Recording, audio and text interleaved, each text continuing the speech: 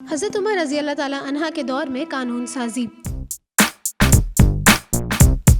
دنیا کی تاریخ بادشاہوں کے تذکروں سے بھری پڑی ہے۔ ایک سے ایک قابل اور ایک سے ایک بڑھ کر نااہل ترین حکمرانوں نے اس دنیا کی تاریخ میں اپنے نام کھرچے ہیں، لیکن گنتی کے چند حکمران گزرے ہیں جو بذات خود قانون ساز تھے، اور انہوں نے صرف حکمرانی ہی نہیں کی بلکہ انسانیت کو جہاں قانون سازی کے طریقے بتائے وہاں قوانین حکمرانی اور جہاں بانی بھی بتائے۔ ایسے حکمران انسانیت کا اثاثہ تھے۔ امیر المومنین حضرت عمر بن خطاب خلیفہ ثانی انہی حکمرانوں میں سے ہیں جنہوں نے عالم انسانیت کو وحی الہی کے مطابق قوانین بنا کر دیے اور قانون سازی کے طریقے بھی تعلیم کیے۔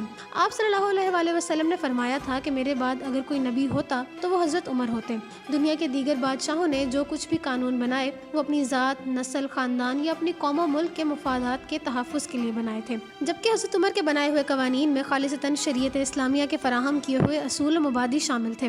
باقی بادشاہوں اور حضرت عمر کی قانون سازی میں ایک اور بنیادی فرق یہ بھی ہے کہ باقی بادشاہوں کے قوانین ایک دفعہ بننے کے بعد ان بادشاہوں کی انا کا مسئلہ بن جاتے اور کوئی بادشاہ بھی ان قوانین میں تبدیلی کو اپنی انا و خودی کی تذلیل سمجھتا، جبکہ حضرت عمر رضی اللہ عنہ کو جب بھی اپنی قانون سازی کے برخلاف کوئی نصیحت میسر آتی تو آپ فوراً رجوع کر لیتے اور کبھی اپنی جھوٹی انا کے خول میں گرفتار نہ ہوتے تھے۔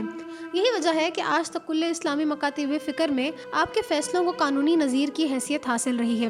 حضرت عمر رضی اللہ تعالیٰ عنہ کی قانون سازی کا سب سے پہلا اصول کتاب اللہ سے استفادہ تھا۔ آپ رضی اللہ عنہ نے اپنے دور کی حکمرانی میں متعدد گورنروں کو جو خطوط لکھے ان میں سب سے پہلے قرآن مجید سے استفادہ کرنے کا حکم لکھا۔ شریعت اسلامیہ میں کتاب اللہ کے بعد دوسرا سب سے ماخوذ قانون سنت رسول ہے۔ کم و بیش 10 سال مدت اقتدار میں متعدد بار حضرت عمر نے حدیث نبوی کے مل جانے پر اپنی رائے سے رجوع کر لیا تھا۔ اطاعت رسول کی اس سے اور عمدہ مثال کوئی نہیں ہو سکتی۔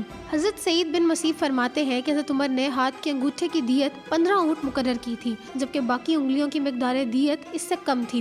حضرت عمر کا موقف تھا کہ انگوٹھا چونکہ زیادہ کارآمد ہوتا ہے اس لیے اس کی دیت بھی زیادہ ہونی چاہیے، لیکن جب عمر بن حزم کے ہاں سے ایک تحریر دریافت ہوئی جس میں آپ صلی اللہ علیہ وآلہ وسلم کے حوالے سے نقل کیا گیا تھا کہ ہر انگلی کی دیت 10 اونٹ کے برابر ہے، تو حضرت عمر نے بلا چون چرا اپنی اجتہادی و قیاسی رائے سے رجوع کر لیا اور حدیث نبوی کے مطابق مقدمات کے فیصلے جاری فرمائے۔ حضرت عمر کے ہاں قبولیت حدیث کا معیار بھی بہت سخت تھا۔ ایک بار آپ نے حضرت ابو موسیٰ اشعری کو بلا بھیجا، کافی دن گزر گئے تو حضرت ابو موسیٰ اشعری سے جب حضرت عمر کی ملاقات ہوئی تو حضرت عمر نے پوچھا میں آپ کو بلایا تھا تو آپ کیوں نہیں آئے؟ حضرت ابو موسیٰ اشعری نے کہا کہ میں آیا تھا، 3 بار دروازہ بجایا لیکن آپ نہیں نکلے تو میں لوٹ آیا۔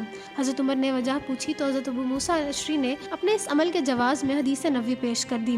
حضرت عمر اس حدیث کو اس وقت تک قبول کرنے سے انکار کر دیا جبکہ کوئی گواہ نہ ہو۔ اس پر حضرت ابو موسیٰ اشعری کو 2 گواہ لانے پڑے۔ حضرت عمر کے دور میں حکومت کی کامیابی کی ایک بہت بڑی وجہ مشاورت بھی تھی۔